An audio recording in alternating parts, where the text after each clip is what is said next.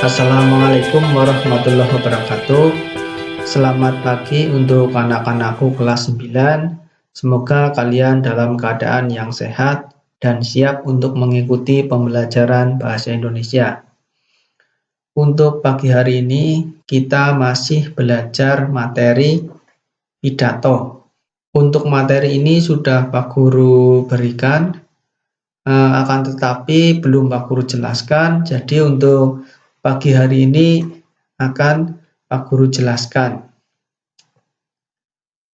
Untuk pertemuan Kamis depan, nanti Pak Guru akan melakukan pengambilan nilai atau melakukan penilaian harian atau ulangan harian. Jadi silakan disiapkan sebaik mungkin untuk Kamis depan karena kalian akan melaksanakan ulangan harian. Ya, untuk materi pidato ini ada 5 yang kalian pelajari. Ini yang pertama, memahami pidato persuasif. Yang kedua, informasi dalam pidato persuasif. Ketiga, simpulan isi pidato persuasif. Keempat, struktur dan kebahasan pidato persuasif. Dan yang kelima atau yang terakhir ini menyusun pidato persuasif. Jadi kelima hal ini kalian harus pahami.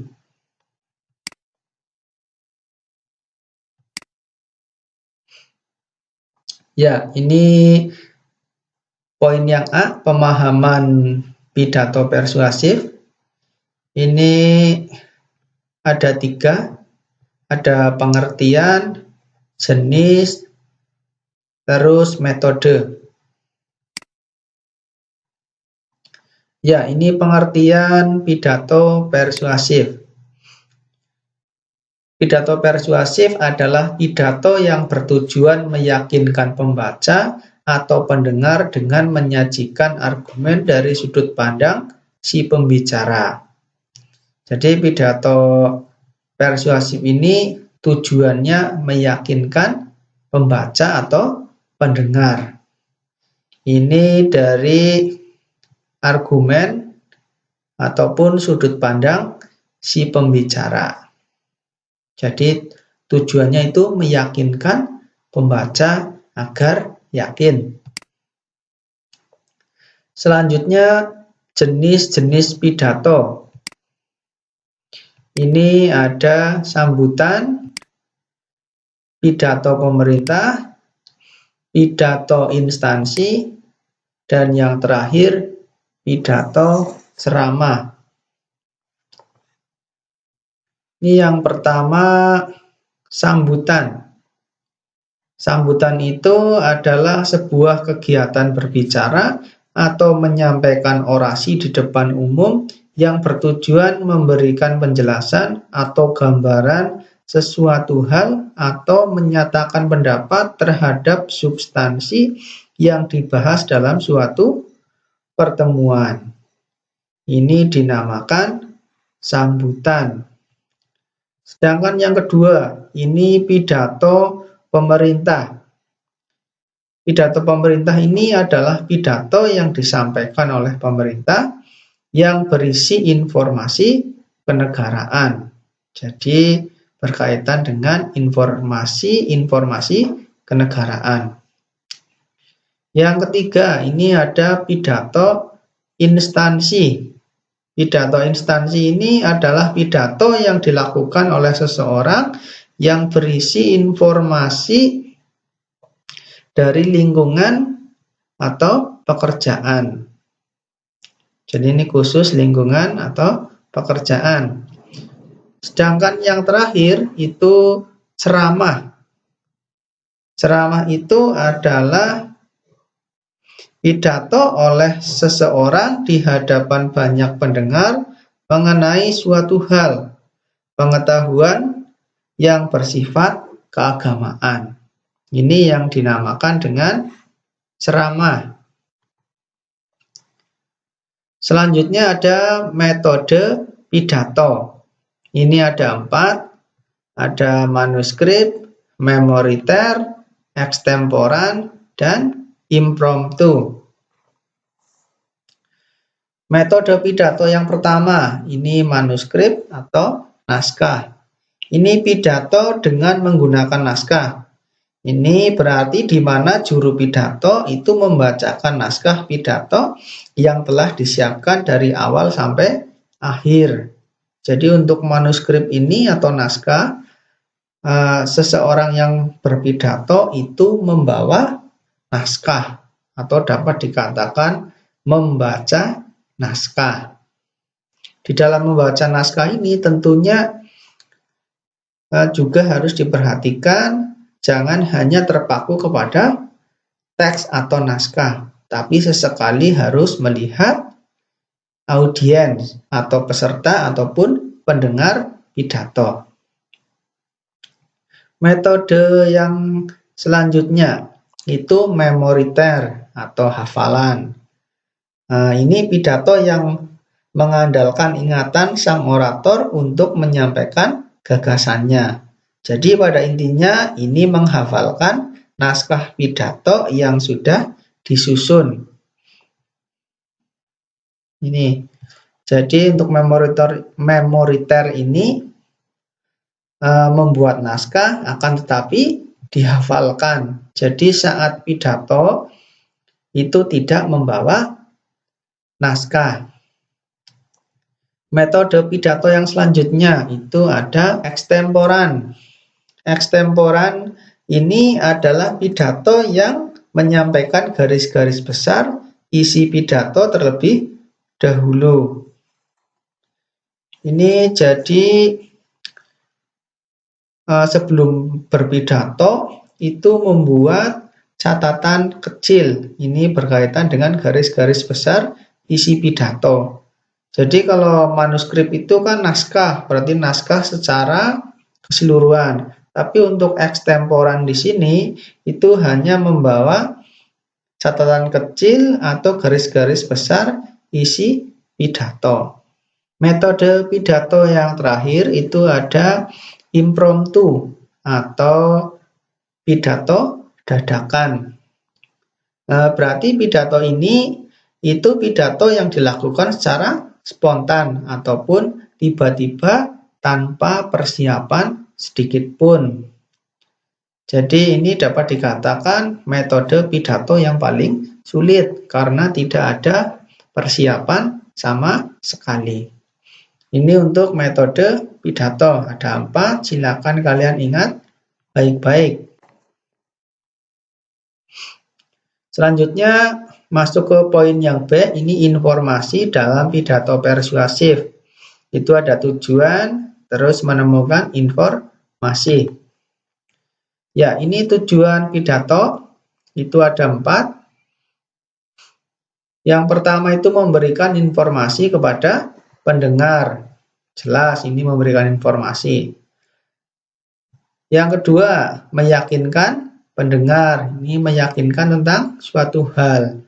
Yang ketiga, ini juga tujuannya itu bisa menghibur pendengar. Dan yang terakhir itu menggerakkan pendengar. Ini menggerakkan untuk melakukan sesuatu tentunya. Ini tujuan, ada 4 tujuan pidato. Selanjutnya, langkah-langkah menemukan informasi dalam pidato persuasif. Apabila kalian ingin mengetahui informasi di dalam pidato persuasif, itu ada langkah-langkahnya, itu ada 3. Ini yang pertama, itu membaca atau mendengarkan pidato persuasif dengan seksama. Ini jelas, untuk mengetahui informasi, itu harus membaca atau mendengarkan pidato. Sedangkan yang kedua, itu mencatat informasi penting dalam pidato persuasif yang dibaca atau didengarkan. Jadi selain mendengarkan, kalian juga harus mencatat informasi yang penting. Selanjutnya, langkah yang ketiga itu menyimpulkan pesan dari informasi penting dalam pidato persuasif yang dibaca atau didengarkan. Setelah 1 dan 2 ini, kalian disimpulkan. Jadi disimpulkan pesan dari informasi yang ada di dalam pidato. Tentunya informasi penting. Lanjut poin C, ini simpulan isi pidato persuasif. Ini ada langkah-langkah dan aspek yang diperhatikan dalam menyimpulkan isi pidato. Untuk langkah-langkahnya ini ada 6. Yang pertama, ini memusatkan perhatian. Kedua, menyiapkan alat tulis. Ini bisa berupa buku, pensil, ataupun ballpoint. Yang ketiga, mendengarkan atau membaca pidato persuasif. Keempat, mencatat pokok-pokok pidato yang berupa informasi ketika sedang melihat atau mendengarkan pidato. Kelima, menyimpulkan isi pidato persuasif yang didengar atau dibaca. Dan yang keenam atau yang terakhir, ini menuliskan simpulan pidato persuasif dalam beberapa kalimat. Ini untuk langkah-langkah menyimpulkan isi pidato persuasif. Selanjutnya, aspek yang diperhatikan dalam menyimpulkan isi pidato persuasif itu ada 3. Ini simpulan harus memuat pokok isi pidato. Jadi di dalam menyimpulkan itu harus memuat pokok isi pidato. Jangan sampai tidak. Yang kedua, simpulan tidak menyimpang dari isi pidato. Jadi di dalam menyimpulkan pidato di sini harus sesuai ataupun tidak keluar dari apa yang disampaikan dalam pidato. Yang ketiga, ini simpulan bukanlah komentar, melainkan ringkasan isi pidato. Jadi di dalam simpulan itu bukan komentar kalian, tapi meringkas apa yang disampaikan di dalam pidato. Isinya itu apa? Ini aspek yang diperhatikan dalam menyimpulkan isi pidato persuasif. Selanjutnya yang D, ini ada struktur dan kebahasan pidato persuasif. Ya, untuk struktur pidato persuasif itu ada 3. Ini ada pembuka, isi, penutup. Untuk pembuka ini terdiri atas salam pembuka, sapaan, ucapan syukur, ucapan terima kasih, dan tujuan pidato. Ini pembuka pidato tidak harus lengkap, tapi kalau lengkap itu akan lebih baik. Struktur yang kedua itu isi. Nah, ini isi pidato itu memaparkan permasalahan atau materi yang akan disampaikan. Ini permasalahan diuraikan secara terperinci dalam isi pidato agar apa yang disampaikan itu akan lebih jelas. Jadi harus terperinci. Dan struktur yang terakhir itu ada penutup. Ini penutup ini merupakan bagian akhir pidato. Ini biasanya terdiri atas kesimpulan, ucapan terima kasih, permohonan maaf, dan salam penutup. Ini penutup pidato juga tidak harus lengkap. Tapi kalau lengkap akan lebih baik. Nah, di dalam tugas yang kemarin, di dalam membuat pidato, kalian sudah sesuai dengan struktur ini atau belum? Nanti bisa dicek masing-masing. Ya, selanjutnya di dalam pidato itu ada konjungsi dan kalimat persuasif. Konjungsi itu apa? Kalimat persuasif itu apa? Lanjut, kita pelajari. Ini kebahasaan pidato persuasif. Konjungsi dan kalimat persuasif. Ini pengertian konjungsi. Ini konjungsi itu adalah kata yang digunakan untuk menghubungkan satu unsur dengan unsur lain. Ini konjungsi disebut juga dengan kata penghubung. Jadi nama lain dari konjungsi itu kata penghubung.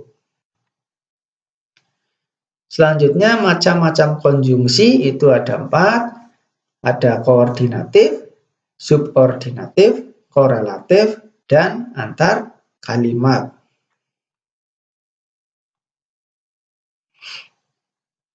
Selanjutnya kalimat persuasif ini adalah kalimat yang berisi ajakan dan bertujuan untuk mempengaruhi pembaca atau pendengar untuk melakukan sesuatu sesuai dengan kehendak penulis atau pembicara. Ini merupakan kalimat persuasif.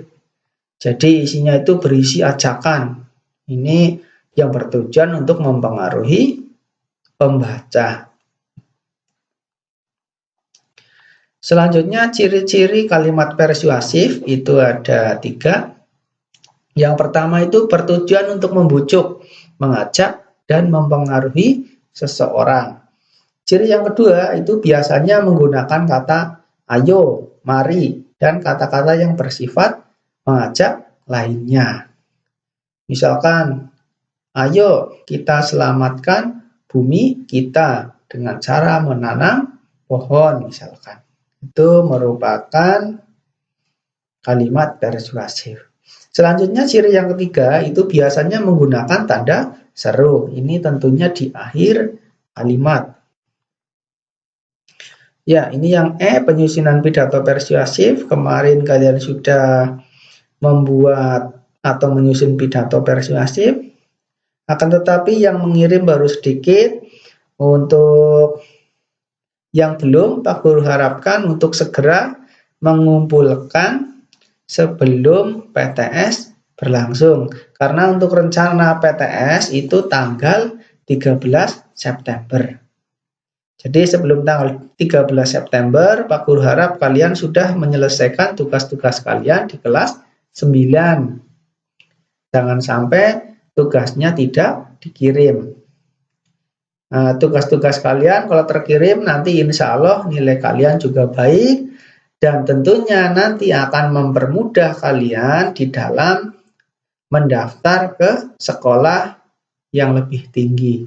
Jangan sampai menyesal seperti kakak-kakak kelas kalian yang tidak diterima di sekolah yang lebih tinggi. Contohnya di SMK 1 Banyumas, SMK 2 Banyumas itu tidak diterima.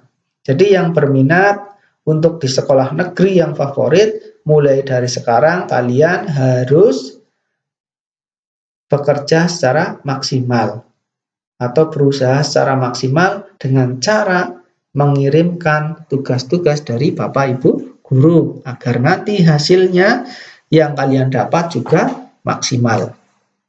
Selanjutnya, ini langkah-langkah menyusun pidato persuasif. Ini langkahnya ada 5. Yang pertama menentukan tema atau pokok pidato.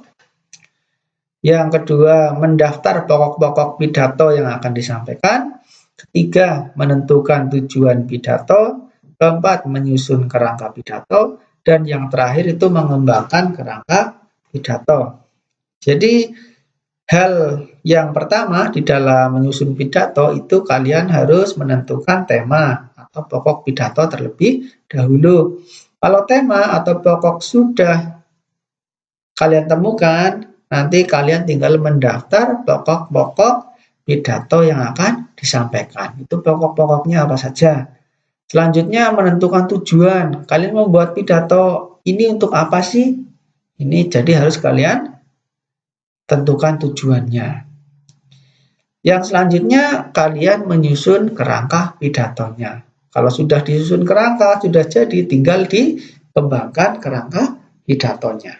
Ini untuk langkah-langkah menyusun pidato persuasif. Ya, di dalam berpidato itu ada 3 hal ya, ada persiapan materi, persiapan pendengar, aspek yang diperhatikan dalam berpidato. Ini persiapan materi pidato, tentunya kalian mengumpulkan bahan-bahan atau naskahnya ya, isinya itu apa. Selanjutnya menyusun kerangka naskah pidato. Ini untuk persiapan materi.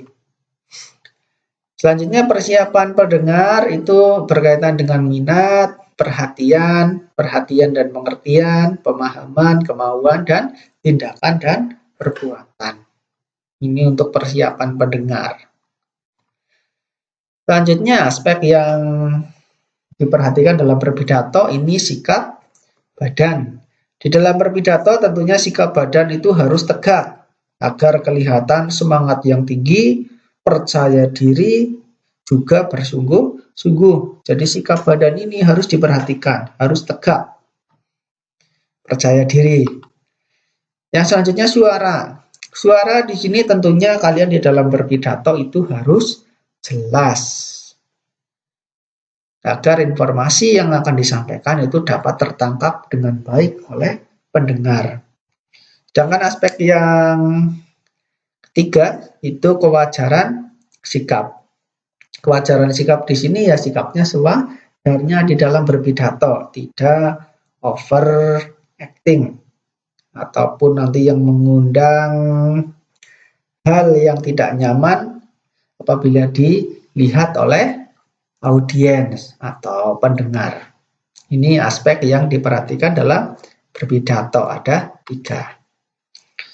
Ya, untuk materi pidato atau pidato persuasif itu saja ya.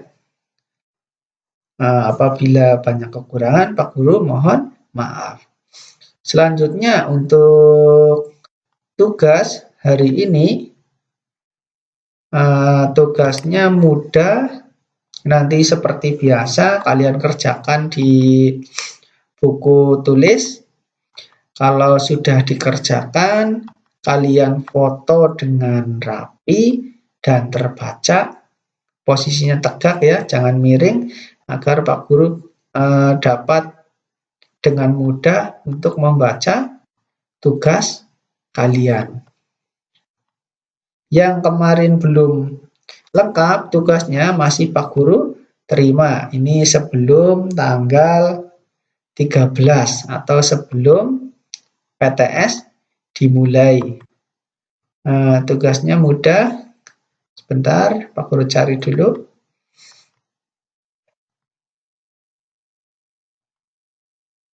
Ya, ini tugasnya. Macam-macam konjungsi. Macam-macam konjungsi di sini kan ada 4.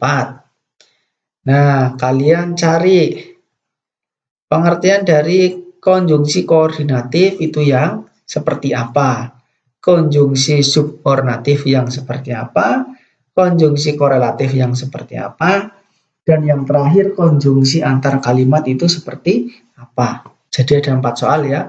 Kalian jelaskan keempat-empat ini sejelas-jelasnya. Kalian catat di buku tulis, kalau sudah kalian foto dengan rapi, lalu kirim ke Google Classroom Bahasa Indonesia.